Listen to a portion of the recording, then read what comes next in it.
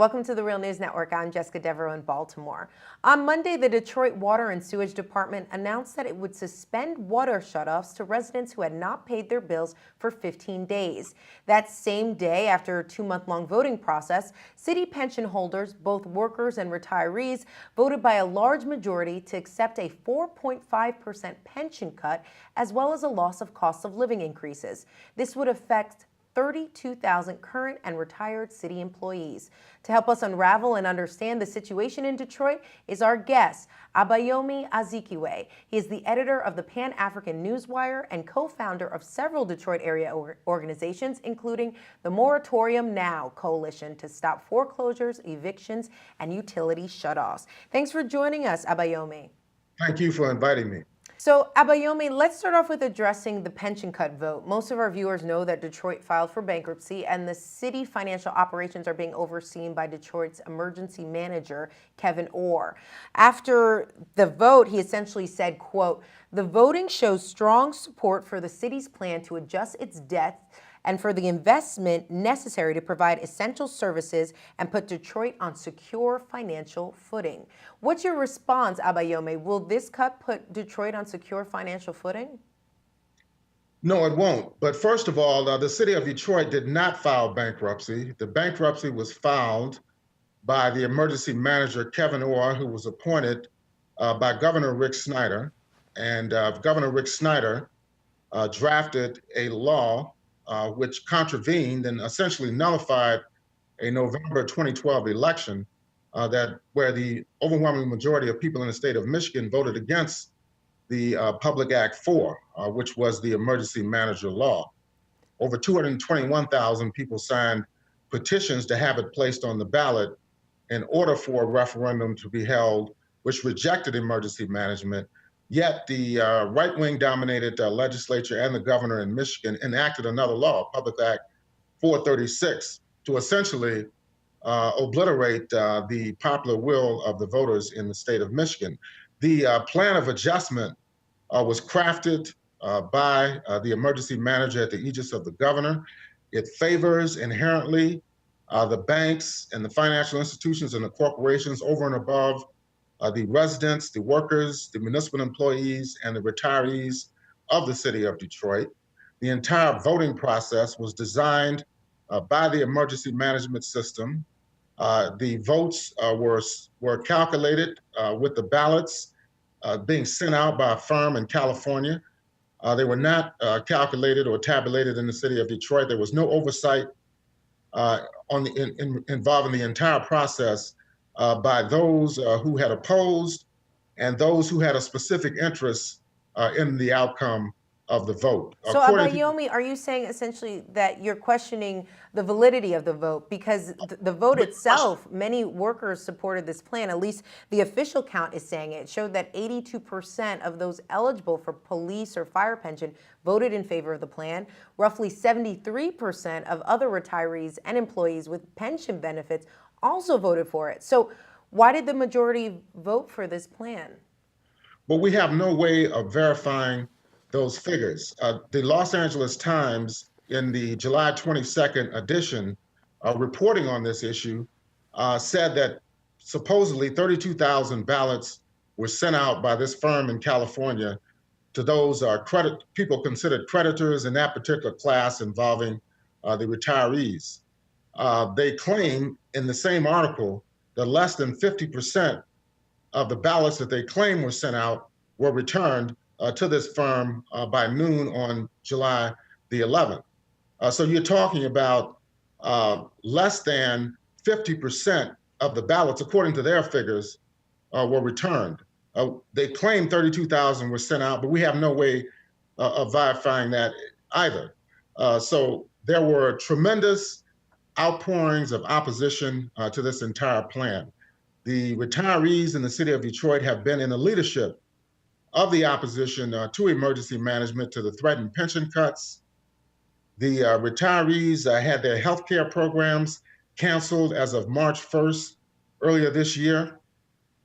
We had literally hundreds of legal objections that were filed, which were heard on July the 15th in federal bankruptcy court. Over 600 people filed legal objections. We're not talking about attorneys. We're talking about rank and file, retirees, workers, community people who opposed this plan of adjustment. And nearly 80 of them testified after being selected in court on July the 15th. No one spoke up in favor of these pension cuts and the cancellation of health care, the privatization of public assets. All of the testimony was in opposition. So, So that's why we question the entire process, not just the elections, supposed elections that were held, which had no monitoring, which was not conducted in the city of Detroit. And we question the entire process of emergency management and the forced bankruptcy of the people of the city of Detroit. So let's switch gears a little bit and discuss the water crisis. We basically saw a massive protest last Friday over the water shutoffs and in the East End across the city. Some people were even arrested, blocking the entrance to the company that basically turned off the water. Now that the water shutoff has been suspended for 2 weeks, although the department is calling it a pause, not a moratorium, at the end of the day, it seems that they're actually responding to the public pressure. Was this response enough for you? No, it's not nearly enough. We want everyone's water who has been shut off should be immediately turned back on. We want the moratorium that was declared in federal court by Daryl Latimer, the deputy director of the Detroit Water and Sewage Department, acting at the behest of emergency manager Kevin Orr, who was appointed by Governor Rick Snyder, to extend the moratorium indefinitely. The National Nurses United were here on last week for the Netroots Nation conference. They declared a public health emergency in the city of Detroit. This organization represents 188,000 healthcare professionals across the United States. It's a potential disaster for the city of Detroit where these massive water shutoffs are taking place. But So Abayomi, I want to present the counter argument here because you're going to have people saying, well, if you don't pay your bills, then you can't expect to have water. Is it really that simple? No, it's not that simple at all. Many people have paid their bills and their water has still been shut off. Some people owe less than the stated $150 in arrears and their water has been shut off. This is arbitrary practices that are being carried out at the aegis of the emergency manager to, first of all, intimidate people in the neighborhoods in the city of Detroit as part of a larger program of repression that's going on here. There are many corporate clients who owe tens of thousands and even hundreds of thousands in arrears, and their services have not been shut off. Who are we talking about here? Detroit Golf Course, we're talking about Illich Holdings, we're talking about even the state of Michigan itself and the city of Detroit. And their services have not been terminated. So what we're saying is that the working people, the poor people in the city of Detroit should not be victimized by these efforts. And we know that a request for proposal was issued earlier this year for the private administration of the Detroit Water and Sewage Department, which is publicly owned at this time. There's no reason other than a desire for profit for the DWST to be either administratively privatized or actually sold to private interests. I'm so glad you mentioned privatization because we like to discuss this issue on The Real News. You're really not going to see this anywhere else. But who is really behind this? What groups are looking to get rich over this privatization plan? The banks, the financial institutions, bond insurers, corporations which are involved heavily in promoting the privatization of water services. They also are involved in the bottling and further mass commoditization and privatization of water to promote the notion that bottled water is somehow superior to water coming out of streams and out of taps. So these are the interests. Large-scale corporations who have a worldwide strategy for the privatization of water and the privatization of waterways and water services. And there have been efforts in several cities inside the United States to privatize water, Stockton, California, for example. And it was such an abysmal failure that they had to turn it back over to the city itself. And that city also is in municipal bankruptcy as well as we speak. Also in Atlanta, Georgia, there was the privatization of the administration of water there. And it was such a disaster that they had to turn it back over to a municipal entity for it to be managed. We feel very strongly that the same situation would occur here in the city of Detroit.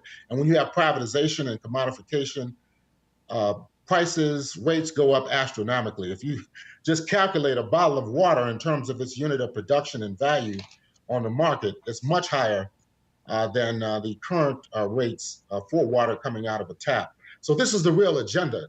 And it's not just a Detroit problem.